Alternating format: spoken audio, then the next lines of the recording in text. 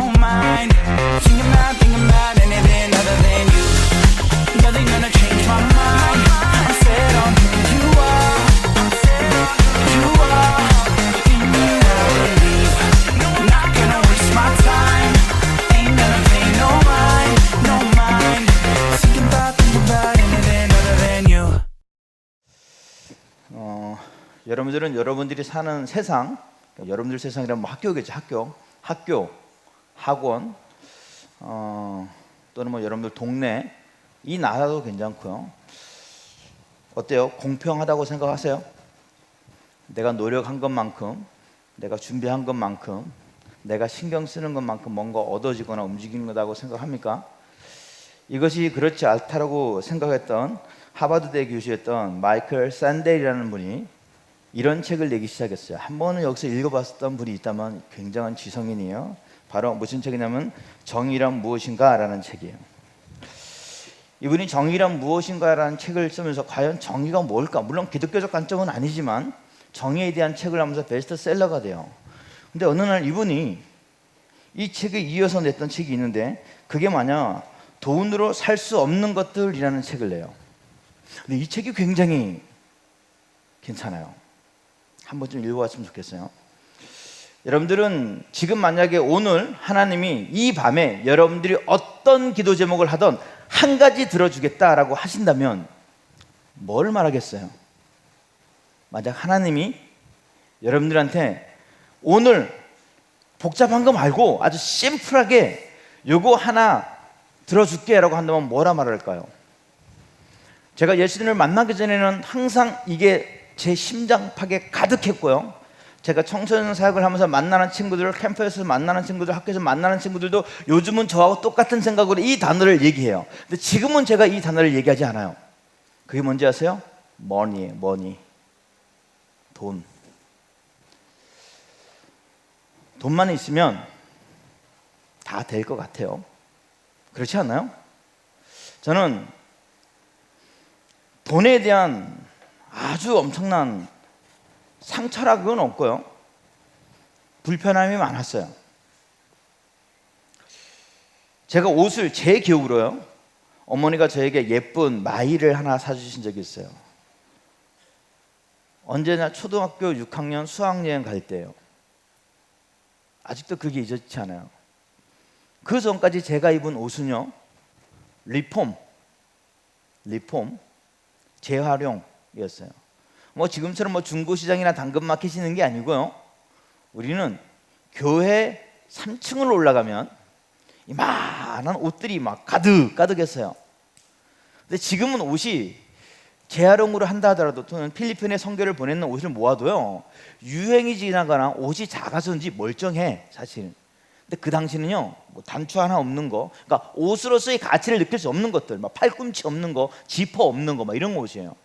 그럼 여기서 요거 뗐다가 저기에 붙이고 줘서 제가 그걸 리폼을 해가지고 주신 적이 많고요. 또 이렇게 골라서 주는 게 있는데 새 옷을 입은 게 제 기억으로는 물론 있을 거예요. 분명히 저희 어머니 여기 와 계시지만 저 새끼 내가 사준 적이 얼마나 많은데 지금에서 썼던 소리에 애비애미 망신들이 그럴지 몰라요. 그런데 제가 너무 좋았던 거, 그때 그 마이가 너무 좋아서 제 기억, 인생의 기억 안에서 옷을 주셨던 그 6학년 수학여행을 아직도 잊지 못해요. 반대로 말하자면 너무 가난했어요. 제 아내도 먹지 못했던 배추 뿌리도 먹어보고요. 보통 사람들이 알지 못하는 음식들을 참 많이 먹어봤어요. 밥이 없어서 각서고금을 볶아가지고 그거를 반찬으로 먹어본 적도 있고요. 제가 돈을 벌면 난 이건 할 거라고 하는 소박한 꿈이 하나 있었는데 그게 뭔지 아세요? 계란 후라이에 소금 안 쳐서 먹는 거예요. 우리 집은 계란 후라이에 소금을 얼마나 많이 했는지 후라이 하나로 내 형제가 4등분해서 먹어도 계란이 남을 판이야. 그 정도로 짜게 했어요. 거의 장조림보다 좀 더 심한. 그 중국 선교를 가니까 그런 계란이 있더만요. 이게 소금에 쩔어가지고 나는 그냥 계란을 원체 요즘 좋아하니까 막 먹는데 교수님 그렇게 먹으면 안 된대요. 그래 조금 먹으랬는데 무슨 소리냐고. 그래도 4분의 1을 계란 4분의 1을 쪼개서 먹어야지 그래도 먹는 거 아니에요. 반은 아니더라고요. 먹었다가 죽는 줄 알았어요. 이게 그 옛날 우리 어머니가 해주었던 그 계란에 그 짠맛이 고스란히 비어 있는 거예요. 그래서 나름 돈을 좀 벌 수 있는 알바를 할 수 있는 아이 돼가지고 제일 먼저 했던 게 뭔지 아세요? 계란 한 판을 삶아서 소금을 안 넣고 내가 저걸 먹으리라 근데 못 먹겠더라고요. 한 10개 먹었더니 입에서 다 똥냄새 나는데 도저히 그러니까 맛이 없이는 먹을 수가 없겠더라고요. 그 정도로 가난해 좀 힘들었어요. 그러니까 저는 돈이었어요. 근데 갑자기 제가 사춘기 때 이상한 소리가 들려요. 그땐 이게 무슨 얘기인지 잘 몰랐어요. 사실은 일본에 밀양을 하면 자동차 정비 기술을 배우는데 이걸 배워서 10년만 가서 공부하고 그 기술을 배워서 한국에 오면 2급 자동차 공업사를 차릴 수 있다는 거예요. 대박이에요. 그 당시만 해도 그런 기술직이 굉장히 좀 이렇게 좀 각광받았던 데인데, 그러니까 10년만 고생하면 한국에서 사장되는 거예요. 밀양이 뭔지도 모르고, 혹시 여기서 밀양이 뭔지 모르는 사람은 없겠죠. 여권 가져가지 않고 배 타고 그냥 가는 거예요. 근데 이거를 가겠다고 형한테 얘기했어요. 그때 제 기억으로는 아마 19살인가 그래요. 19살인가? 아닌데 19살 그렇게 나이가 많지 않았는데 어쨌든 더 어렸어요. 어렸던 것 같아요. 왜냐면 제가 고등학교를 저 혼자 나왔으니까 그 전이었으니까 중학생 같아요. 중학교 때 그랬어요. 근데 요 비밀한 이야기, 이 은밀한 이야기를 그 당시 전도사님 사모님이 저와 같이 일을 했는데 이분이 그걸 들었어. 제가 이분을 진짜 좋아했거든요. 사모님인데 참 잘해주셨어요. 제가 두 가지의 실망을 했어요. 첫 번째는 보신탕을 먹고 거기에 밥을 비벼서 먹는 걸 보고 내가 충격을 먹었어요. 저렇게 이쁜 분이 게를 잡아먹는 걸 보고 진짜 충격 먹었고요. 두 번째는 이 은밀한 사실을 우리 어머니한테 고자질을 해버렸어요. 그래서 제가 가는 밀양 생활이 파토가 나버렸어. 얼마나 화가 나냐면 부자가 될 수 있는 길이었는데, 지금 생각하면 하나님이 막으셔서 감사한데 그 당시에는 그게 너무 커요. 그러니까 저 인생의 삶은 돈이었어요. 돈을 벌기 위해서는 뭐라도 할 수 있을 거라 생각했어요. 이 세상에 여러분들이 생각하는 우리 대한민국 땅에서 돈으로 할 수 없는 게 있어요, 없어요? 여러분들이 생각하기에 없다고 말해요. 샌더슨. 이 말하는 샌들 박사도 이 얘기를 하는 거예요. 근데 그 책에 나오면은 돈으로 살 수 없는 것들이 없는 거예요. 거의 대부분들은. 왜냐? 이거 보고 참 충격을 받았어요. 제가 오늘 날짜로 오늘 2022년 7월 20일 날짜로 환율 계산한 거예요. 환율 계산. 오늘로 보니까 100달러가 우리나라 돈으로 약 13만 몇천 얼마 이래 13만 원 되더라고요. 100달러가 13만 원이에요. 미국에 50만 달러를 가지고 있으면 이민을 갈 수 있대요. 50만 달러 한 사람 얼마냐면 약 6억 5천만 원이에요. 비싼 돈이긴 하죠. 여기까지는 뭐 안 가면 되죠. 우리나라가 더 좋은데 안 가면 되잖아요. 그런데 인도에서는요, 여성 대리모, 즉 내 아이를 낳아도라고 할 수 있는 여자를 대리로 쓸 수 있는 여성 대리모를 할 수 있는 금액이 얼마냐? 6,250달러. 우리나라 환전하면 약 800만 원만 주면 대리모를 쓸 수 있어요. 여기까지도 용납돼요. 뭐 자손이 귀한 데서는 뭐 그럴 수 있겠다 뭐 생각해요. 또 내일이 아니니까. 근데 그 다음부터가 저를 좀 씁쓸하겠어요. 실질적으로 움직였던 단어 중에서 이 단어예요. 경제적인 여유가 없는 사람이요 나오는 거예요. 저는 제가 군대를 나온다며도 군대를 나올 때 군인들이 이런 생각, 어떻게 하면 돈 빨리 벌까? 한 번에 돈 벌는 일이 뭘까? 그러면 농담으로 이런 얘기했어요. 시급도 아니야. 일을 가서 한 1,000만 원 벌 수 있는 게 있대요. 뭐예요? 그러면 용광로에 손 넣어가지고 온도 재는 거 뭐 이런 얘기했거든요. 아니면 비행기 앞바퀴 날랐는데 비행기 얹혀가지고 비행기 이륙시키는 거, 이런 거만 1인 1,000만 원 준대요. 그냥 웃자고 그냥 농담을 하는 얘기들이었어요. 근데 여기 중에 농담이 아닌 진실이 하나 있는데 그게 뭐냐면은 그러니까 교통사고를 나서 시체가 정상적인 사람 몸으로 없는 거를 프랑켄슈타인처럼 막 뒤집어 꼬부해가지고 했던 그 사고사 시체를 염을 해주는 거. 염이 뭔지 모르겠어요. 시체를 닦아주는 거. 근데 사람 형상이 아니야. 45톤 덤프트럭이나 20톤 덤프트럭에 치여가지고요, 팔다리가 다 떨어졌는데 어떤 장기가 있는지도 모르는데 그걸 대충 꼬매놨어요. 이렇게 부검하고. 그걸 도저히 가족들은 염을 못해요. 기절하죠. 우리 엄마가 그러고 우리 아빠가 그러고 내 아들이 그러면 못 봅니다. 그러니까 이걸 누군가를 시켜요. 그럼 이제 병장 때 소주 한 병을 가득 먹고 그걸 하면 100만 원씩 준다는 거예요. 그때 와, 대단한 거죠. 100만 원을 벌 수 있는데 문제는 제가 술을 못 먹는다는 거예요. 그래서 포기했어요. 돈 버는 방법이 너무 많은 거예요. 그런데 어느 순간 들어봤어요? 남창이라고? 난 남자가 몸을 판다는 얘기를 또 그때 처음 들었어요. 그런데 어느 순간 가난한 사람이 재능이 없고 능력이 없으니까 자기 몸을 가지고 돈벌이로 이용하는 직업군이 계속 생기기 시작해요. 그래서 자기 몸을 파는 사람이 생기기 시작해요. 더 놀란 거죠. 마케팅이라는 건데요, 저는 돈 많이 벌 것 같아요. 이마가 굉장히 넓어요. 그리고 이마를 웬만하면 안 가요. 이마 넓은 분들 집중해요. 자기 이마에다가 어떤 업체의 광고 문구를 문신하면요 777달러를 준대요. 약 100만 원. 지워지는 게 아니에요. 예를 들어 여기에다가 우리가 흔히 알게 되면 아디다스 뭐 이런 거라든지, 아니면은 좀 아디다스도 너무 기니까 좀 예쁜 거, 예를 들어 뭐 나이키는 그냥 한번 쫙 그으면 되니까 나이키를 딱 새기면요 100만 원 준다는 거예요. 할 사람. 손 드는 친구들이 있다니까요. 그리고 더 웃긴 건요 이런 거예요. 인체 실험을 하지 않아서 인체 실험이 필요한 의약품들이 있는데, 이걸 가지고 이 약품의 안정성을 위한 인체 실험 대상으로 움직이면요 그 사람은 얼마나 벌 수 있냐면은 7,500달러, 약 970만 원.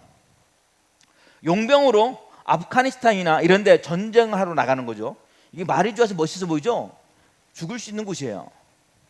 거기 가면 1,000달러, 얼마나냐? 약 13만 원으로 자기 몸을 측정하여 뛸 수 있대요.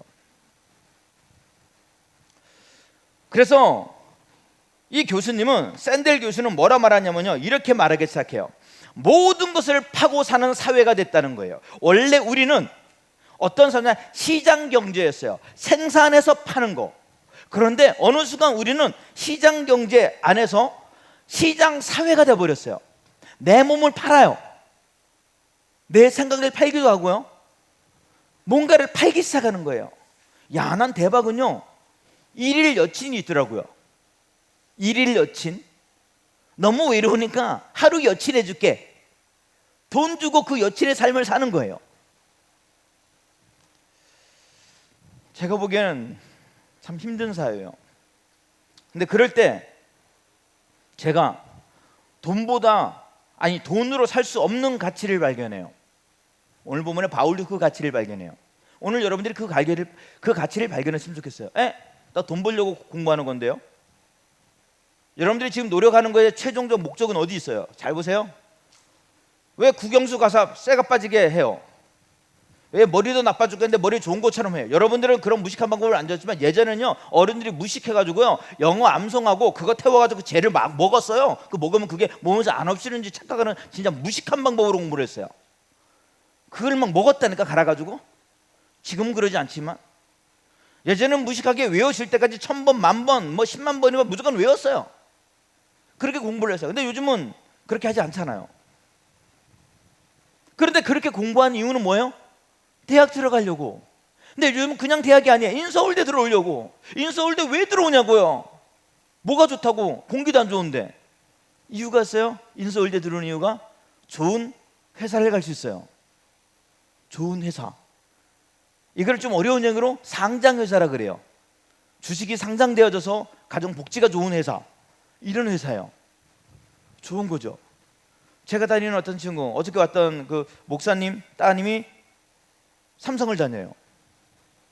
근데 얼마 전에 연말 보너스가 아니고 얼마 전에 그냥 성과급으로 300만 원을 받았대요. 성과급으로. 제가 알고 있는 삼성에 있는 어떤 분은요 1200%를 받았대요. 연말에 보너스를. 지금 최저시급으로 계산했을 때 200이라고 치자고요. 200. 그럼 1200%면 얼마요? 2400만 원. 월급이 아니라 성과급으로 2400. 그런데 가기 위해서 여러분들 인서울대 들어온 거야. 그런데 가기 위해서 공부 열심히 하는 거예요. 결국 뭐예요? 최종 목적은 돈이라는 거예요. 그런데 내 삶의 방향이 틀어진 게 그 돈보다 중요한 게 있더라는 거죠.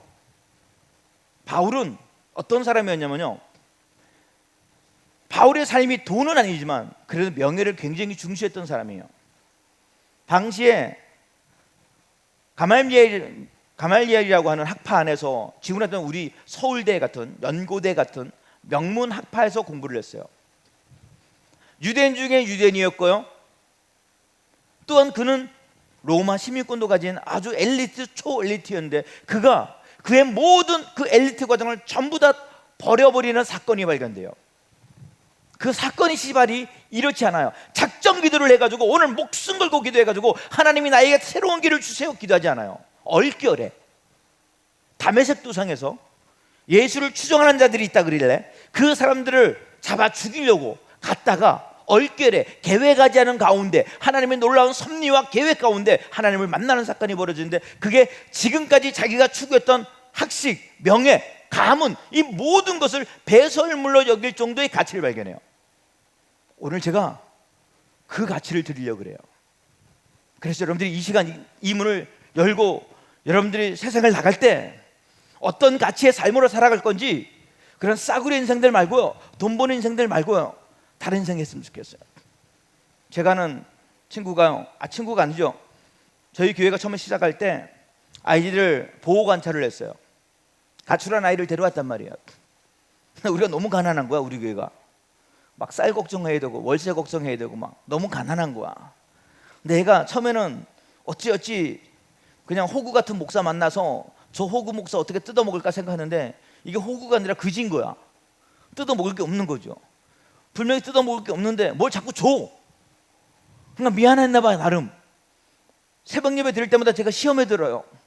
얘가요 발육 상태가 너무 좋아가지고요 진짜 가슴이 너무 커. 근데 옷을 새벽에 안 입잖아요. 대충 입고 오는데 이게 자꾸 힘들어. 내 시선을 어디에 둬야 될지. 이 아이가 뭐 하는 말이냐면 원조 교제를 했던 아이예요. 원조 교제를 했던 아이예요. 키스방을 다녔던 아이예요. 근데 이 아이는 알바를 태어나서 한 번도 해본 적이 없대요. 왜냐하면 이 가치 때문에 그래요. 자기가 잘생긴 호구 오빠 하나 만나서 키스 잘하면 자기가 눈 딱 감고 아저씨를 만나고 목사님 그 아이가 그 당시 16살이었어요. 목사님 제가 만나는 오빠들은요 몇 살인지 아세요? 25, 26이라는 거예요. 16이 10살 많은 오빠들하고 원조 교제를 해요. 근데 그 오빠들이 자기한테 이쁘다고 팁도 주고 그러면서 자기한테 돈을 주는데 가장 많이 받은 게 500만 원을 받아봤대요. 생각해봐요. 원조 교제를 하고 데이트를 다 한다 하더라도 어쨌든 하루일 거야. 아마 풀로 다 썼다고도 24시간 만에 500만 원을 16살짜리 아이가 번다는 건요 어마어마한 문제예요. 매일 버는 돈은 아니지만 근데 제가 속상한 건 그걸 보고 이 아이가 없어진 게 하나 있어요. 이 아이의 인생에서 사라져버린 게 하나 있어요. 뭔지 아세요? 경제관이에요. 시급이라는 걸 이 아이에겐 들어오지 않아요. 이게 벌써 10년 전 얘기인데요 10년 전 16살짜리 아이가 조금만 자기 몸을 내어놓으면 하루에 500원 벌 수 있다라는 이상한 환상에 빠져. 아니 환상이 아니죠. 현실적으로 거기에 빠지니까 얘가 시급 계산을 안 해요. 얘는요 공부 안 해요. 왜 안 하죠? 아이고 미친년들이 공부 저래가지고 가가지고 대학 졸업해서 시급 받는 게 내 월급의 10분의 1도 못 받아요. 그래요. 돈의 가치에 들어가 이 아이에게 맞아. 그러니까 자기가 예전에 했던 동창들 있잖아요. 동창들 맨날 미친년이라 그래요. 멍청한 년들. 근데 그게 실제 사실이긴 해요. 왜냐? 여러분 대학 들어가면 부모님이 100% 대학 등록금을 주면 모를까 대부분들은 학자금 대출을 받아야 되거나 국가 장학금을 받아서 겨우 졸업해요. 근데 이 아이는 그때까지 자기가 모은 돈이 얼마인지 아세요? 그러니까 얘는 공부 왜 하니 물어봐요. 그러니까 웃긴 건요 이게 전도가 되네. 이게 전도가 되는 거예요. 왜? 나는 돈 벌려고 공부했던 아이가 이렇게 공부를 안 해도 빠르게 돈을 버는 방법이 생긴 거야. 그리고 나름 이 아이가 좀 굉장히 체계적이에요. 목사님 저 20살 때까지만 이 일 할 거예요. 지금 20살이 넘었어요. 연락을 못 해봤지만 그만뒀을까요? 20살에 대학 공부해가지고 열심히 대학생 생활을 했을까요? 못 사나요? 이게 굉장히 무서운 가치혁명의 얘기예요. 오늘 본문에 바울은 자신의 삶에 대한 이야기를 해요. 어저께 저희가 했던 이야기를 좀 이어서 좀 할게요. 정리를 좀 하고. 어저께 제가 무슨 얘기냐면 학습된 무기력에 대한 얘기를 했어요. 학습된 무기력. 벼룩을 30cm 뛸 수 있는 벼룩을 10cm로 가다 놓으면 얘는 뛰다 이 실패가 계속 학습되니까 더 이상 뛸 수 있는 30cm가 나도 더 이상 뛰지 못해요. 지금 여러분들 주변에서 여러분들 기도하지 못하게 하는 거, 찬양하지 못하게 하는 거, 예배하지 못하게 하는 거, 교회 가면 무슨 필요 있어라고 하는 게 여러분들 주변에 그 학습된 그 누군가 그 사람들 때문에 우리의 무기력해, 영적 무기력에 빠져버린 거예요. 그 영적 무기력에 빠져 있는 게 누구였냐? 베드로였어요. 베드로였단 말이에요. 예수님을 3번이나 부인했어요. 나는 양심이 있는, 나는 도저히 예수님 앞에 설 수 없는 그에게, 그런 학습된 무기력에 빠진 베드로에게 예수님이 찾아서 뭐라 그래요? 내가 나를 사랑하느냐고 말하는 거예요. 왜냐, 예수님은 우리가 당연히 영적 무기력에 빠졌다고 생각을 하시는 거예요. 왜냐, 이 땅은 공중권세 잡는 자들, 우리를 무기력하게 만드는 세력이 헐세요. 엄청 강해요. 조금만 하나님 가운데 시선을 버려버리면 우리는 저분 주일날 교회 안 다니는데도 돈 잘 버네? 저 주일날 학원 다니는데도 공부 잘하네? 가 돼버리는 거예요. 그게 가치가 아닐지언데 그 가치 안에 있지 못하는 거죠. 이게 어제 메시지였어요. 그래서 뭐 하라는 거예요? 주변 사람들의 영적 무기력에 학습되어져서 기도를 포기하거나 예배를 포기하거나 말씀을 포기하지 말고 부르짖으라는 거예요. 그런데 오늘 본문은 베드로에 의해서 그런 믿음의 고백을 가졌던 또 하나의 사역자 바울에 대한 이야기예요. 오늘 읽었던 이 메시지는요, 사실 갈라디아서 마지막 부분이에요. 베드로가 이렇게 처음부터 말해요. 바울이 11절에 내 손으로 너희에게 이렇게 큰 글자로 쓴 것을 보라. 이게 여러 가지 얘기했어요. 이게 바울이 눈이 안 좋아서 안질이 있어가지고 크게 썼다는 가운데 보편적 학설이 뭐냐면요, 집중해 보라는 거예요. 야, 결론이야, 잘 봐. 이제 결론이야. 어제 집회의 결론이 오늘이에요. 오늘이 중요한 거예요. 결론이야, 잘 봐라고 말하는 거예요. 그리고 뒤에 뭐라 말하냐면 맨 밑에 17절에 이래요. 이후로 제발 지금 다음부터는 나한테 누구든지 나를 괴롭게 하지 말라. 내가 내 몸에 예수의 흔적을 지니고 있노라 라고 말해요. 근데 오늘 본문에 뭐 얘기하고 싶냐? 첫 번째, 과연 이 바울은 어떤 괴로움이 있었냐는 거예요. 저의 괴로움은, 예수님 만나기 전에 저의 괴로움은요, 돈이었어요. 가난한 게 너무 싫었어요. 이따위로 생긴 게 너무 싫었어요. 낭쟁이 똥자루 많은 게 너무 싫었어요. 가끔 우리 딸도, 아까 여기 있던 주인공이 우리 딸이에요. 제 딸이에요. 얘가 초등학교 때 왔던 애가 벌써 23인데 그 나자빠지고 그 짓을 다 해요. 얘가 가끔 그래요. 아빠 닮아서 이마가 이만하대요. 이마를 못 가겠대요. 그렇다고 나중에 까지 말고요, 뼈 안 맞을 수도 있어. 지금 민감한 상태예요. 딱 둘째 날이라서 되게 민감해요. 속상하죠. 그런데 저의 아픔이 변하기 시작했어요. 베드로는 어떤 괴로움이 있었냐면은 사도권에 대한 베드로의 괴로움이 많았어요. 베드로는 네가 진짜 예수님의 제자 아니잖아.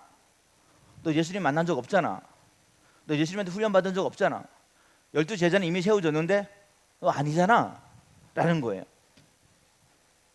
12제자들은 최소한 2년이라는 학습 기간이 있었어요. 삶의 시간이 있었어요. 삶의 시간들 있어요. 제가 컨퍼런스가 참 좋은 거요, 이 시간 이후의 시간들이 다 내 거라는 거예요. 그리고 끝난 다음에 여러분들이 집에 갈 생각을 안 해도 된다는 거예요. 그래서 보통 컨퍼런스 이 시간이, 저희가 끝나는 시간은 12시 전에 끝나지만 여러분들이 만드는 시간으로 새벽 2시, 3시까지 계속 이어져요. 제가 만드는 시간이 아니라 저는 이제 끝나서 자러 가고 여러분들 스스로가 이 단을 그냥 내려가기 너무 아까운 거야. 그래서 만드는 시간들이 있었어요. 물론 오늘도 그 시간을 여러분들 스스로가 만드는 시간인데 여러분들이 만들지 안 만들지 잘 모르겠지만 어쨌든 바울 입장에서는 라이센스가 없었어요. 라이센스가. 아니 어쩌면 그 안에서 바리새인으로서의 라이센스는 좋았어요. 근데 예수님의 제자가 아닌 거예요. 훈련 받은 적이 없는 거예요. 예수님과 같이 다닌 적이 없었던 거예요. 그런데 확실한 건 그는 예수님이 찾아오셨거든요. 여러분, 사람은요, 예수를 믿는 사람은 여러 부분들이 있더라고요. 내가 예수님을 간곡히 찾아서 예수님이 만나는 경우도 있지만, 어떨 땐요 생각하지 않은 가운데서 하나님이 만나주세요. 근데 분명한 건 입증되진 않았어 나는 만났다는 거예요. 근데 자꾸 사람들을 괴롭히는 거예요. 네가 언제? 그러니 나를 괴롭히는 건 괜찮은데 내가 전하는 복음에 대한 가치까지 괴롭히는 거예요. 최근에 유튜브에서 봤는지 모르겠어요. 최근에 유튜브에서 성경 공부를 참 잘하는, 우리가 너무나 잘하는 JYP의 대표가, 저도 JYP인데 JYP의 대표가 성경을 가르쳐요. 신학을 하지 않았어요. 그 친구는 말빨만 좋아요.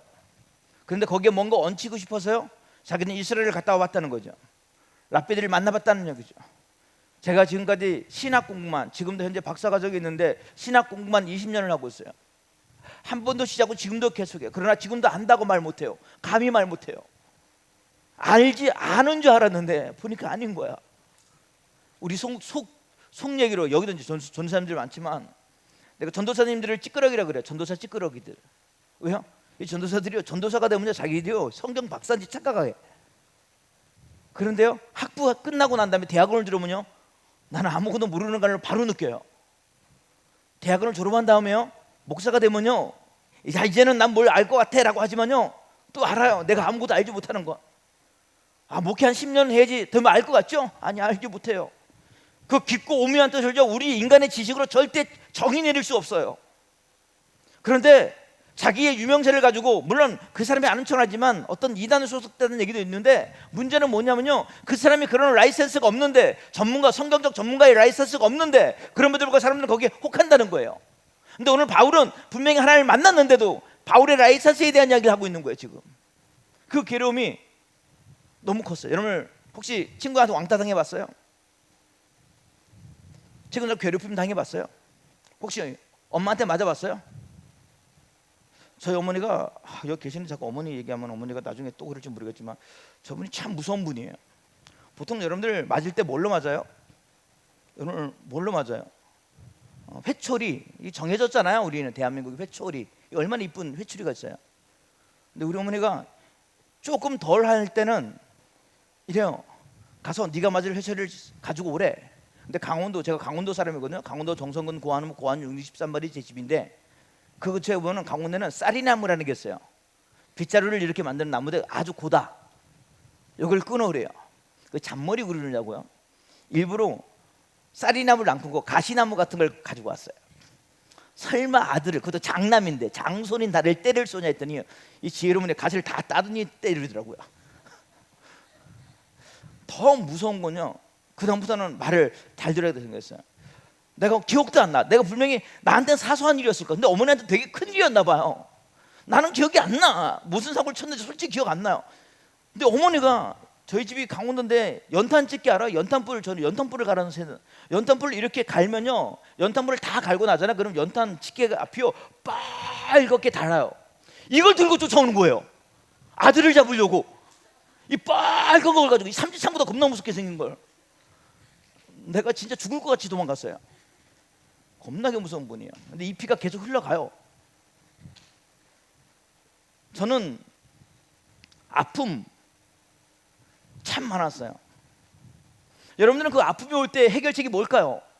학교에서 왕따를 당하잖아요. 가장 좋은 해결책이 뭔지 아세요? 뭘까요? 전학 가면 돼요. 엄마가 저렇게 부직갱이를 막 시퍼런 거로 이거 막 덤벼들어 때려, 뭐 하면 돼요? 가출하면 돼요.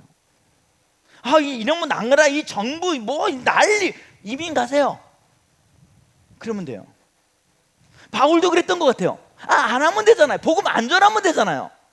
근데 바울은 이 괴로움 안에서 그의 신앙의 사역이 더 두터워져요. 그래서 오늘 본문에 보세요. 이제 더 이상 나한테 이딴 소리 하지 마. 오히려 더 도전을 해버려요. 그 도전의 괴로움이 오늘 여러분들에게 있었으면 좋겠어요. 제가 하나님을 만난 게 17살이에요. 자살하다가 하나님을 만났어요. 진짜 자살하다가 하나님을 만났어요. 너무 감사했어요. 근데 저는 또 성격이 거시기 머시기 해가지고요, 물에 빠져 죽는 것도 싫고 이렇게 뭐 칼로 이게 깔짝깔짝하는 것도 싫고, 그래서 제가 성수동에서 일했었는데 그때 성수동에 프레스라고 있어요. 프레스라고 이렇게 다리 딱 밟으면 철근이 딱 내려가서 팔을 자르는 기계가 있어요. 거기다 제 팔을 묶었어요, 철로. 왜냐면 나도 쫄아가지고 뺄까봐 그냥 인생 뭐 있어라고 해가지고 그래서 밟았어요. 이쪽에 있는데 여기 뼈 2개 중에 하나가 나갔어요. 그리고 저는 기절했어요. 공장 단지는요, 특히 성수동은 지금은 이제 공장 단지가 많이 없어졌는데 절대 전기가 끊어지지 않아요. 정전을 거기는 일으키면 산업적 손해가 많아서. 근데 그날 내가 밟는 그날 이 2가지 뼈 중에 하나를 자르고 정전이 됐어요. 그래서 저는 살았어요. 그래도 과로치료를 죽었을 거예요. 노는 날인데 하필이면 우리 공장장이 술 많이 처먹고 움직였던 그가 아무 생각 없이 회사 지나가다가 정정된 줄 알고 내려와서 저를 병원에 데려갔어요. 어제도 잠깐 말했지만 오늘 아침에도 연락이 왔어요. 저희 친아버지 병원에 입원했는데 아마 폐암일 가능성이 제일 높대요. 돌아가실 것 같다고. 이제 사는 동안에 열심히 뭐 하라고 뭐 여러 가지 정황을 다 얘기해 줬어요. 마음이 사실 좀 뒤숭숭했어요. 근데 또 이 생각을 하면 또 속상해요. 어제도 말했지만 저희 아버지는 제 이름을 지금도 몰라요. 제 이름을 한 번도 정확하게 박재용으로 불러본 적이 없어요. 재의 그래요. 박재의 이 새끼 재야 그래요. 아니면 똘똘이라 부르거나 그냥 그랬어요. 글도 모르시니 지금조차도. 그런데 제가 그 자살을 하고 병원에 입원했는데 정확하게 저한테 들린 소리였어요. 사랑하는 아들 재용아. 제가 얼마나 많이 울었는지 몰라요. 얼마나 많이 울은지 몰라요. 굵은 남자 목소리를 들렸던 그 소리가요, 제가 눈을 뜨자마자 아무도 없었어요. 그게 제가 하나님 만났던 첫 번째 사건이었어요. 하나님이 나를 아시는구나. 그리고 그게 17살 사건이에요. 근데 그 다음부터 이상한 괴로움이 내 속에서 계속 맴돌기 시작하는 거예요. 그게 뭘까요? 내가 하나님을 만나고 봤더니요, 나와 같은 가출한 청소년들을 향한 선교 단체가 없는 거예요.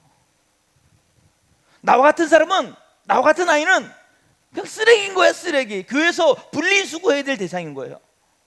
하나님이 나를 사랑한다 그랬는데, 하나님이 나를 불러주셨는데 교회에서 헌금이 없어지면 그거 내가 훔쳐갔대. 미친놈들이. 나는 그런 적이 없는데. 교회에서 뭐가 화분이 깨지면요, 재용이 저 새끼가 가지고 한 거래요. 왜요? ABM이 없이 가출한 새끼니까. 꼬라지 저러고 다니니까.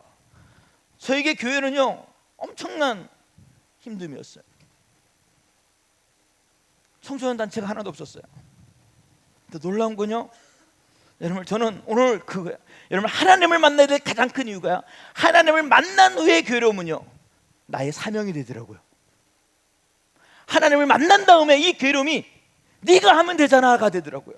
그래서 제가 청소년 사역을 시작했어요. 23살 때부터 시작했어요. 이걸 우리가 할 수 있는, 신학을 하고 움직이지만 저는 교회를 할 생각에 실지 없었어요. 저희 첫 번째 사역의 괴로움은 청소년 기간이었어요. 1998년도 3월에 파라처치를 시작했어요.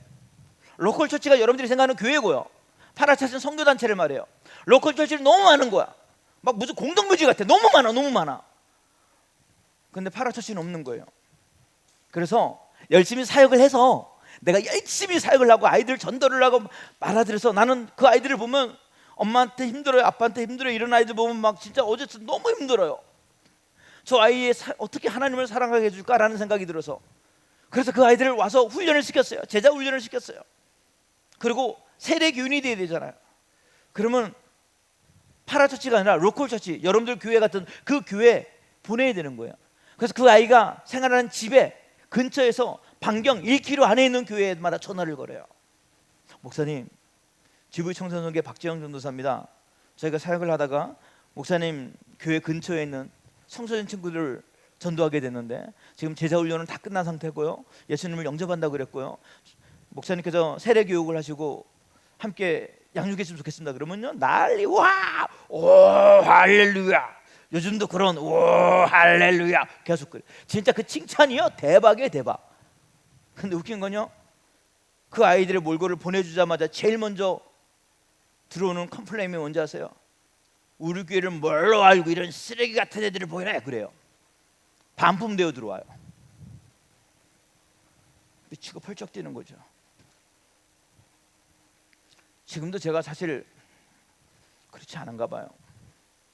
아까 제 딸이 원래 노란 머리 아니에요. 착한 색, 검은색 저와 같은 머리인데 컨퍼런스 오기, 지금 우리 교회 교사인데 오기 이틀 전에 머리를 저러고 와버렸어요. 내가 저 머리를 희한하게 싫어하는 거예요. 단무지 같잖아. 저 단무지 같은 색깔을 왜 저렇게 하고 다니는지. 근데 저걸 하고 다니면요 그냥 느낌이 왠지 날라리 같고 목사 딸 같지 않고 왠지 사고뭉치 같고 뭔가 돈 뜯길 것 같고 엘리베이터 같이 타면 겁나 무섭고 막 이런 스타일 같은 거. 아직도 목사인 내가 볼 그 선. 근데 목사가 아닌 사람이 보기엔 얼마나 저 아이들을 조롱하겠어. 그러니까 싫은 거야. 내가 싫은 게 아니고요, 저 머리를 하고 돌아다닐 때 사람들이 받는 그 핀잔들이 싫은 거예요. 그런데 사역을 하는 교회들이 다 그런 거예요. 지금은 근데 예전에는 막 이런 가죽 바지 이렇게 딱 달라붙는 거 뭐 이렇게 이제 겁나 느끼한 거 뭐 이런 거 입고 다니는 애들도 있어요. 프랑켄슈타인처럼 막 피어싱을 막 이렇게 하고 다니는 애들도 있어요. 교회를 보내잖아요. 교회에서 다 반품당해요. 나는 저의 첫 번째 슬픔, 청소년 기간이 없다는 슬픔이 청소년 기간을 만들었어요. 근데 저의 두 번째 슬픔이 교회를 만들었어요. 저는 교회를 설립할 생각이 1도 없던 사람이에요. 근데 이 아이들이 오자마자 이렇게 우는 거예요. 목사님은 교회하면 안 되는 목사님이에요. 교회를 하는데 여자 학생들 셋을 데리고 시작했어요. 불가능한 일이었어요. 주변에 아는 목사님들, 노예 목사님들조차도요, 그거 말이 안 된다 그랬어요. 말이 안 되는 것까지는 괜찮아요. 나이 진짜 괴로움이 뭔지 아세요? 이런 얘기가 들리는 거예요. 청소년생 한다는 놈이 청소년들 데려다 가지고 저 아이들 가지고 앵벌이 시켜서 교회 운영하는가 보다라는 얘기가 들리는 거예요. 왜냐, 저는 도와주세요를 못했어요. 이건 제 자존심인데 너무 싫은 거야. 도와달라는 게, 후원해달라는 얘기를 진짜 안 해봤어요. 안 해봤어요. 와, 저분이 와서 후원해주면 좋겠는데 안 해. 그 말을 못 꺼내요. 말을 못 꺼내요. 누구는 뭐 전도 편지, 성교 편지 좀 보내라는데 그걸 못 하겠어요. 그거를. 지금도 저희 회사 가면 지난번에 교회 성교단 정리하면서 정리했는데 후원 쪽지를요 8,000부를 인쇄했는데요 8,000부를 다 버렸어요. 이건 또 하필이면 대표가 그러니까 간사들도 그런 얘기를 못해. 그러니까 후원이 모이지가 않아요. 모이지가 않아요. 못해요. 그걸 죽어도. 그러니 사람들이 뭐라 생각해요? 야, 하나님이 역사한 교회라고 생각하지 않고요, 이런 슬픔을 주는 거야. 애들 데려가지고 앵벌이 시키는 거 아니야? 가 들리는 거예요. 심지어는요, 저 교회는 망할 거래요. 아직도 건재하고 있어요. 저에겐 청소년들이 갈 수 없는 교회, 노란 머리를 하고는 도저히 갈 수 없는 교회, 피어싱을 하고는 갈 수 없는 교회, 타투를 해서는 갈 수 없는 교회가 있더라고. 막 너무 많은 거예요. 이게 어떻게 오버랩되냐면은 내가 예전에 가출 처음 해서 엄마가 교회 다니라는 말 때문에 가출을 했음에도 불구하고 교회를 다녔더니 교회에서 문제만 터지면 다 재용이 저 새끼가 한 거래 라는 억울함이 슬펐어요. 불가능한 일이지만 그 여자 아이들의 눈물이 저의 괴로움이 되어서 교회를 설립했어요. 성교회를 설립을 하고 났는데, 이거 뭐 설립은 해놨는데 홈페이지는 없고 그래서 어설프게 해서 카페 비슷하게 만들었어요. 근데 저희 성교회에서 제가 가장 그래도 야, 이 친구는 참 고맙다. 나중에 좀 저희가 규모가 되면, 지금은 이제 사모님이 되셨는데 교회 좀 후원도 해주고 싶고요, 이렇게 좀 세워주고 싶어요. 어떤 자매가 난장이 똥자루만한 요만한 자매가 왔어요. 목사님, 제가 성교를 하고 싶대요. 근데 성교를 뭘 시킬 게 없는 것 같은 거야. 스피커도 못 나를 것 같고. 나를 수 있대요. 이래가지고 이렇게 나르는 거야. 근데 왜 들어왔어요? 물어봤더니 여기 홈페이지 꼬라지를 보니까 요거보단 내가 더 잘 만들 것 같아서 왔어요. 이 홈페이지를 보니까 자기가 괴로움이 생기더래요. 하나님을 선교하는 선교단체 홈페이지 꼬라지가 이게 뭐예요? 라는 괴로움으로 저희 사역팀에 왔어요. 그 친구 때문에 청소년 채플 사역이 시작했고요, 동아리 사역이 시작되었어요. 바울은 자신을 괴롭히는 괴로움을 인지하고요, 그 괴로움 안에서 뭐 하는지 아세요? 그 괴로움을 자신의 사명으로 받아들여서 그 괴로움을 담당했어요. 오늘 여러분들 잘 생각해봐요. 이것이 온 이유가 있어요. 하나님이 여러분들에게 온 괴로움의 이유가 있다라니까요. 제가 너무 힘들 때, 지금은 잘 안 가요. 너무 힘들 때는 옛날 습관이 그래가지고 어디를 가냐면 강남 금식기도원에 기도하러 올라갔어요. 20일 금식하러 올라갔어요. 왜냐? 이렇게 올라갔어요. 저는 신앙을 그래 배웠거든요. 주님, 내가 담당하기 너무 무거운 십자가인데 이 짐을 감당할 수 있는 힘을 좀 주세요. 그냥 다른 힘 다 필요 없고 갑자기 근육량이 생기는 게 아니라, 그래 아들아, 하나님 나 처음에 불렀던 것처럼, 그래 아들아 내가 있으니까 해봐, 그 얘기만 했으면 좋겠어요. 그거 들으러 올라갔어요. 하나님, 저 불안해가지고, 내가 불안하면 내 뒤에 애들 다 불안하고, 내가 불안하면 선포하지 못해가지고 이 확신만 좀 주세요라고 금식하러 올라갔는데, 거기 올라온 사람들이 전부 다 뭐 하는지 아세요? 이 양반들은 자기 십자가를 내려놓으려고 올라왔더라고요. 이거 좀 안 하게 해주세요. 제발 이거 좀 안 해주면 좋겠어요. 교회를 나왔는데요, 개척교회인데 안 가고 싶어요. 또 권사직분 해야 되는데 권사에 대한 직분 너무 뭐 다 십자가 내려놓고 오는 거예요. 그 다음부터는 제가 기도는 안 가요. 원래 연말에 웜을 가. 왜 안 간지 아세요? 이들이 나를 학습된 무기력증에 빠질까 봐. 여러분, 친구 잘 사귀어야 될 이유가 여기 있어요. 신앙 있는 사람들 잘 만나야 될 이유가 여기 있어요. 여러분, 누구를 만나든 그건 중요하지 않아요. 누구를 만나든 다 중요해요. 여러분, 어떤 은사가 있는 거, 어떤 사람들 진짜 엄청난 은사 있어요. 저도 많이 봤어요. 저한테 박 목사님이시죠? 그래요. 이 난장이 똥자루 하는 이 돼지 같은 아줌마가. 왜? 그랬더니 제가 기도를 했을 때 목사님 이름이 뭐였다는 거예요. 그러면요, 등골에요 진짜 옥삭해요. 그리고 그분이 뭐든지 아세요? 절대 교인들을 향해서 선포하지 마세요 그러는 거예요. 근데 저 그때 교회 안 했거든요. 그래요? 저 교회 없어요. 그랬더니 목사가요? 예. 그랬더니 예. 그러고 가더라고요. 여러분, 이게 웃겨요. 능력이 있는 게 중요한 게 아니에요. 여러분들 어떤 은사가 있는 거, 여러분 그거 중요하지 않아요. 그 은사의 끝이 하나님이 세우신 교회가 세워지는 거냐, 교회가 무너지는 거냐, 이게 중요한 거예요. 예전에 제가 교회를 움직였는데 이 슬픔에 대한 얘기를 했어요. 너희의 슬픔이 있으면, 너희의 괴로움이 있으면 그 괴로움을 잘 붙들어가지고 이걸 승화시켜서 이 괴로움을 감당해라. 그거 왜 준지 아서? 너 감당하라고. 너 감당할 수 있는 능력이 있어서 하나님이 주시는 거야. 교회가 무너지게 됐어요. 목사님이 사고를 쳐가지고 교인들이 또 훈련을 잘 받아가지고요, 그냥 나가지 않고요, 우리 교회 학생들, 우리 교회 아이들 어떻게 건강한 교회 이렇게 보내줄까 생각해서 막 탐문하고 다녔어요. 근데 꼬라지를 보니까 너무 화가 나는 거예요. 청년 회장을 불렀어요. 니들 다 와보라고. 청년 임원들이 모였어. 너희들 교회 언제 옮길 거냐 그랬더니, 목사님 저 2개월, 그러니까 2개월 있다가 교회를 옮길 때. 왜 2개월이야? 지금 옮기지 그랬더니, 그 양심은 좀 있어. 이상한 양심이에요. 그런 양심들이. 제가 2개월 있다가 요 아이들을 이 아이들을 잘 섬길 수 있는 교회에 증명받아서 설교를 1시간 한 3주 정도는 들었다가 이거 보내려고요. 얼마나 좋은 얘기예요. 지만 옮기면 될 거가, 이 아이의 영혼을 가지고. 그래서 제가 딱 한 집에서, 그럼 너네 교회는? 그래서 우리 교회라뇨. 한국 교회가 무너진 이유가 뭔지 아세요? 지가 교회인지 모르는 거예요. 웃긴 놈들이죠. 우리나라 속담에 이런 속담이 있어요. 하늘 보고 침 뱉는 거. 요즘 청소년들이, 한국 교회 청소년들이 아니라 여러 교회 청소년들의 가장 큰 문제가 뭔지 아세요? 부모님을 욕으로 쓴다는 거예요. 무슨 나 진짜 죽방을 치려고 그래요. 어떻게 지 인생을 깎아먹지 부모님을 이용해서 욕을 하냐고요.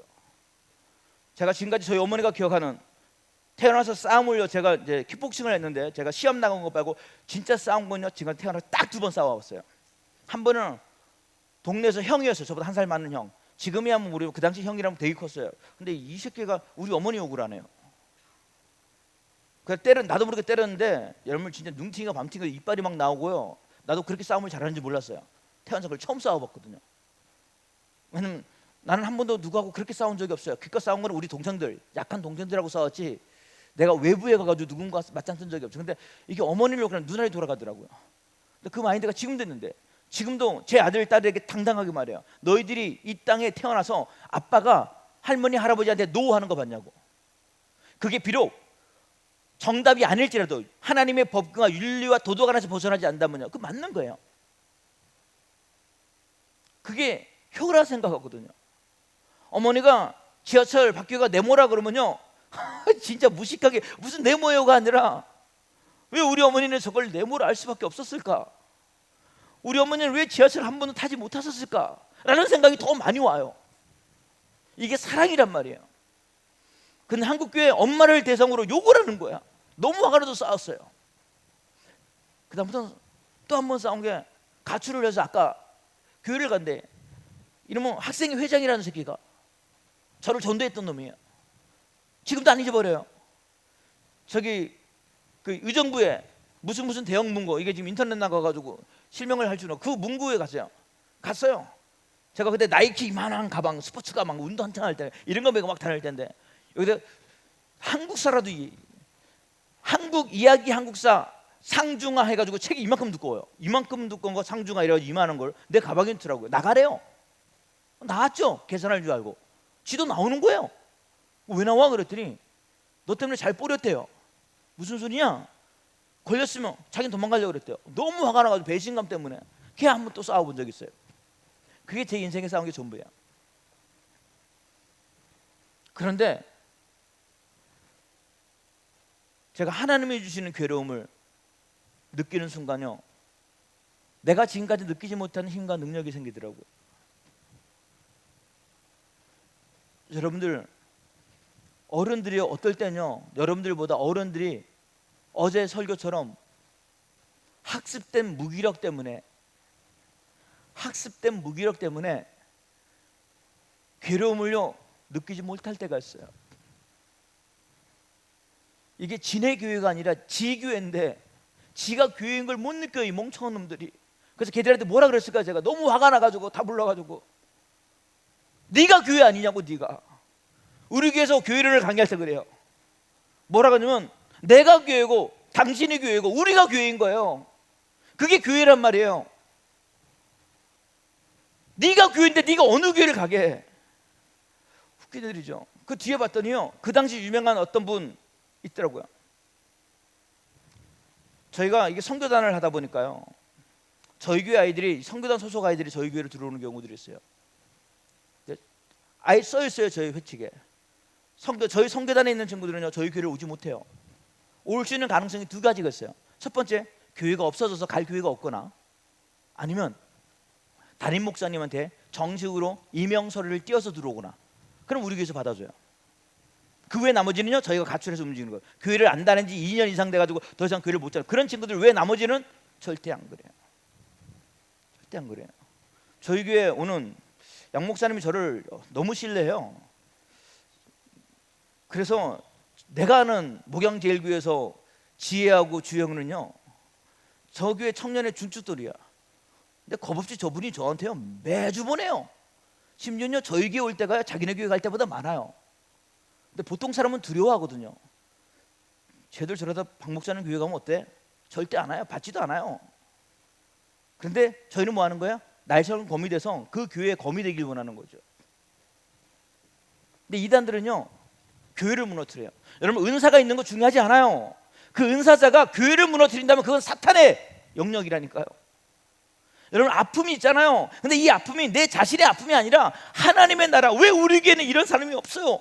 이 아이들이 그러는 거예요. 그래서 내가 뭐라 그러냐면, 너의 교회를 위해서 얼마큼 작전 기도했냐는 거예요. 우리 목사님은요, 기도 안 하고, 그 목사님이 쉽게 말하면 그 교회를 팔고 도망갔어요.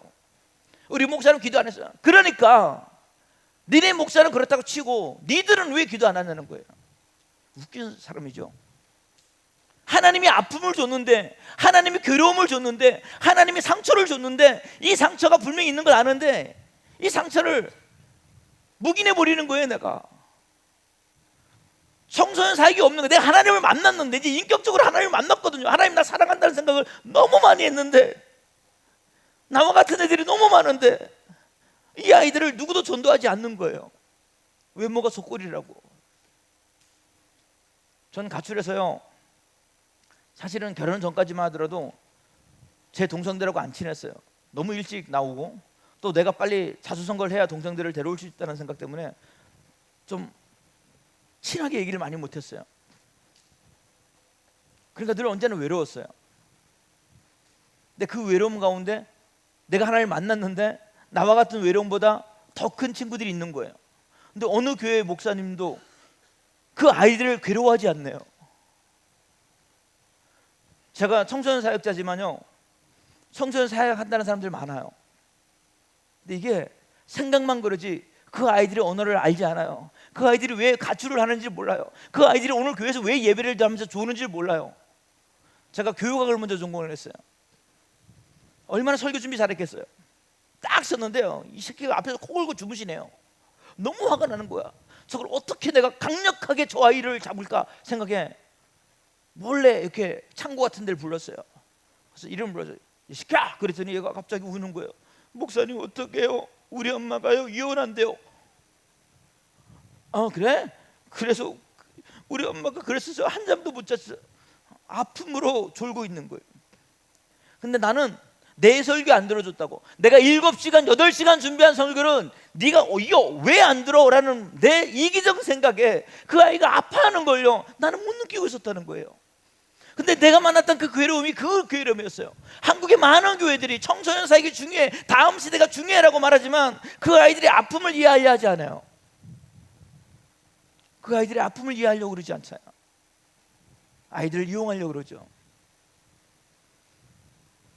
그 아픔이 GV를 만들었어요. 교회는 많은데 아이들이 갈 교회가 없어서 글로벌 비전 교회를 만들었어요. 오늘 저는 또 제3의 아픔을 느끼려고 여기 올라왔어요. 하나님, 저에게 또 다른 아픔을 주세요. 제가 열방에 대한 아픔이 생겼어요. 탈부가 나인데 엄마가 죽은 것 같대요. 쟤를 좀 데려왔으면 좋겠다는데 이 아이가 자살을 했는데 연필을 가지고 이걸 찍어가지고 잡아 빼버려서 김치를 다 끊어버렸어요. 얘가 너덜너덜해가지고 나온 거예요. 근데 그걸 어떻게 가냐고요. 북한을 가야 되는데. 내가 간다 그랬어요. 선교에 대한 아픔을 느끼기 시작했어요. 그래서 저희 교회는 적극적으로 선교해요. 오늘 또 다른 아픔을 느끼려고 그래요. 제가 오늘 또 다른 아픔을 느끼려고 그래요. 여러분들 그 괴로움이 여러분들에게 있었으면 좋겠어요. 하나님 주신 그 괴로움이 있었으면 좋겠어요. 근데 사람들은 그 괴로움을요 피하려고 덤벼들어요. 근데 바울이 피하지 말라는 거예요. 더 이상 언제까지 그거 피하고 있냐는 거야. 여러분들이 뭐가 괴로워요? 바울이 그 괴로움 가운데 있다가 이걸 이기려고 덤벼들었어요. 그런데 무조건 괴로우면 될까라고 생각을 해봤어요. 제가 무조건 괴로웠을까요? 아니요. 아까 말했던 거 이게 맞는 건가? 너무 무식하게 이렇게 막 돌진하는 거 아닌가라는 생각이 들어요. 그리고 저에게 상처가 있었어요. 아버지에 대한 상처가 되게 컸어요. 아버지하고 아이들하고 손잡는 것만 봐도 막 위축이 되는 거예요. 이 상처를 가지고는 아이들 앞에 설 수가 없는 거예요. 하나님 좀 치유해 주세요. 바울이 말하는 이 흔적이 뭘까요? 바울이 말하는 이 흔적은요 바로 스티그마라는 단어인데, 이게 원어에는 스티그마가 아니고 사실 스티그마타라는 단어의 복수형이에요. 예수를 믿었다는 이유 때문에 너무 많은 고통을 받은 거야. 여기서 무시당하고 저서 무시당하고. 여러분 안 그래요? 식사기도 당당하게 해요? 여러분들 식사기도 당당하게 해요? 나는 크리스천이야, I am Christian. 조용해, 닥쳐, 기도하고 먹어. 그거 해요? 그 괴로움 때문에 못 하잖아요. 근데 바울은 그거 해요. 바울은요 애매한 이슈가 돼요.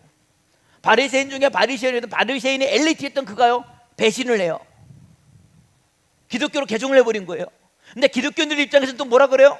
저 새끼 저거 우리 잡았던 사람 아니야? 맞아요. 스데반 집사님 돌려쳐 죽인 놈이에요. 그러면 기독교 입장에서도 저게 싫은 거야. 저거 뱀 새끼 같기도 하고 여우 새끼 같기도 하고 박쥐 새끼 같기도 한 거예요. 얼마나 괴로웠겠어요. 안 하면 되는데 그 괴로움을 가져오는 거예요. 그게 바울의 흔적이었어요. 왜일까요? 아픈데 하나님이 위로해 주시는 거예요. 여러분 하나님한테 위로받으세요 제발. 사람한테 위로받으려니까 그 아픔이 또 아픈 거야. 왜냐? 나쁜 놈들은요, 사기꾼 새끼들은 아픈 자들을 이용해요. 연약한 자를 이용한단 말이에요. 진짜 좋은 복지가 된 나라는요 고아와 과부와 노인들, 아동을 보호하지만 복지가 없는 나라는요 고아와 과부와 아동을 학대하고 핍박해요. 그들을 등쳐먹는단 말이에요. 저는 바울의 괴로움이 하나님의 괴로움이었던 것처럼 하나님이 주시는 괴로움, 그거 오늘 하나 발견했으면 좋겠어요. 또 하나님께서 우리에게 주시는 아버지의 복음과 능력 가운데 있는 하나님의 위로함이 있었으면 좋겠어요. 저는 복음의 능력과 은혜 안에서 어떻게 했으면 좋을까라고 생각했어요. 바울이 내가 예수를 믿어도 될까라는 생각을 했던 것 같아요. 왜냐면 자기가 했던 죄가 있거든요. 죄가 있어요. 왜냐면 당시에 스데반 집사를 돌려서 죽이자고 말했었으니까요. 너무 힘든 거예요. 나 같은 사람은 저게 구석장이에 이 천국의 장치에 동참만 시켜줘도 좋을 것 같아요 라는 생각을 했어요. 예전에 저희 아이들 이제 꿈 저기 막 적어놓고 막 등판에 막 적어놓은 친구들 있죠. 저희가 오늘 좀 달고 나왔어요. 이게 삼형제 배지예요. 살 수 없는 배지예요. 여기서 드리는 배지예요. 기념품은 아니에요. 십자가가 기울어져 있고요. 여기에 미션이라는 부분이 있어요. 오늘 예배가 끝나고 이 집회가 끝난 다음에 하나님이 주시는 하나님의 괴로움을 발견하고 나 이거 지겠어요 라는 친구들, 그 서원 기도 안에서 이 배지를 드려요. 여기에 배지를 다 달고 온 친구들이 있을 거예요. 여기 저희 함께 했던 친구들, 여러분들 여기 앉았던 친구들이 이미 전도사가 되고 사역자가 됐던 친구들. 제가 십자가를 갔는데 이것도 오늘 누굴 주려고요. 이것도 살 수 없는 십자가예요. 제가 북한 사역을 할 때 탈북민이요, 먹고 살아야 될 것 같은데 꿈속에서 하나님께서요 나를 만들라 그러더래요. 예수님을 만들 수가 없는 거야. 가만히 생각하니까 십자가로 해서 그 산속에서 이걸 깎아서 만들었어요. 1000개를. 그래서 붙여서 왔는데 제가 그걸 받았어요. 이거 볼 때마다 또 그 친구에 대한 생각들이 나요. 스티그마가 뭔지 아세요? 하나님의 위로함이에요. 교회 다니는 집사님들이요, 장로님들이요, 하나님의 위로를 받지 않고 받은 것처럼 위장하고 교회를 다녀요. 그러니까 교회에서 막 폭력이 일어나는 거야. 막 저주가 일어나는 거예요. 어느 집사가 힘들면요, 넘어지면요 저러다 내가 넘어지지 말라 그랬잖아 그러고 있어요. 주일 안 나와가지고 교통사고 나가지고 기부스를 했더니 내 저럴 줄 알았다가 다리 몽둥이 2개 안 부러지게 감사하지 그러고 있어요. 얼마나 아플까. 그렇게 가지 말라니까. 그래야 되는데 그걸 누리로 여기고 있어요. 제가 심리학을 전공했어요. 또 그 집사님들이 왜 집사님은 저 사건을 저렇게 비하할까? 왜일까요? 하나님의 흔적이 없어요. 예수의 흔적이 없어요. 뭐요? 예수님의 위로하심이 없는 거예요. 예수님의 위로하심이 없는 거예요. 바울이 그런 거예요. 내가 예수님한테 나쁜 짓을 했단 말이에요. 예수님의 제자들을 잡아 올려 그랬어요. 예수님 세웠던 스데반 집사를 돌로 쳐 죽였어요. 그런 내가, 이 상처를 가진 내가 어떻게 해요? 그랬더니 하나님이 괜찮대요. 괜찮대요. 그래서 바울이 묵상해요. 말씀을 좀 띄워주실래요? 뭐라 말하냐면 이 메시지예요. 바울의 위로의 메시지예요. 다 같이 한번 읽어보도록 할게요. 로마서 5장 8절 말씀입니다. 시작. 우리가 아직 죄인 되었을 때 그리스도께서 우리를 위하여 죽으심으로 하나님께서 우리에게 대한 자기의 사랑을 확증하셨느니라. 네가 지금 잘나서 저기서 있는 거 아니야. 너가 죄인 되었을 때, 너가 죄인이라는 것만 알면 돼. 여러분, 신앙의 첫 발자국이 뭔지 아세요? 내가 죄인이라는 인식으로부터 시작되어야 돼. 기독교의 시작은요, 내가 죽을 때부터 시작되어지는 거야. 내가 살아가지고 절대 기독교가 안 돼요. 이건 아나니아와 삽비라처럼 어느 순간 터져요. 목회자가 그래야 되는데 목회자가 그 하나님의 치유함과 위로를 받지 않고 학력으로만 목사가 되면요, 언젠간 교회를 버려요. 그러나 예수 그리스도가 치유해 주시는 위로를 받고 하나님 주시는 치유의 흔적을 받으면 나의 슬픔과 아픔을 위해 목숨 걸고 기도해요. 저는 그래서 기도 가운데 갑자기 이 찬양이 너무 저를 막 힘들게 하더라고요. 근데 오늘도 여러분들이 이거 했습니다. 저도 여전히 죄인이에요.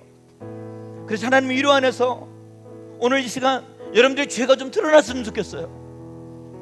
부끄러운 게 아니라 여러분, 의사에게 환부가 드러나는 건요 축복이에요. 의사에게 아픈 부분이 드러나는 건 축복이에요. 너무 늦게 드러나면 이게 답이 안 나와. 저희 아버지처럼요. 이 시간 여러분 가사를 한다면요 깊이 묵상하면서 하나님의 은혜가 여러분들에게 넘치고 예수님의 치유의 흔적이 있었으면 좋겠어요. 그게 여러분들을 강하게 해요. 그 하나님을 만났으면 좋겠습니다. 나 같은 죄